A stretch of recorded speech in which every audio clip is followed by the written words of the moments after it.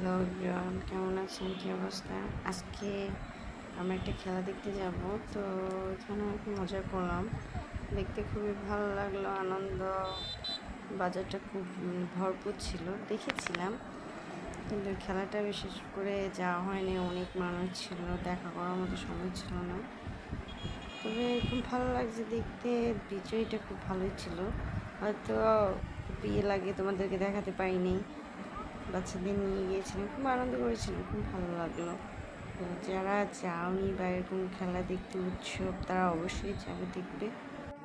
খেলা দেখতে খুব ভালো লেগেছে, ঘুরতে ঘুরতে আনন্দ লেগেছে। যদি কেউ যেতে চায় তাহলে অবশ্যই আসবে, দেখবে, কতই মজা হবে।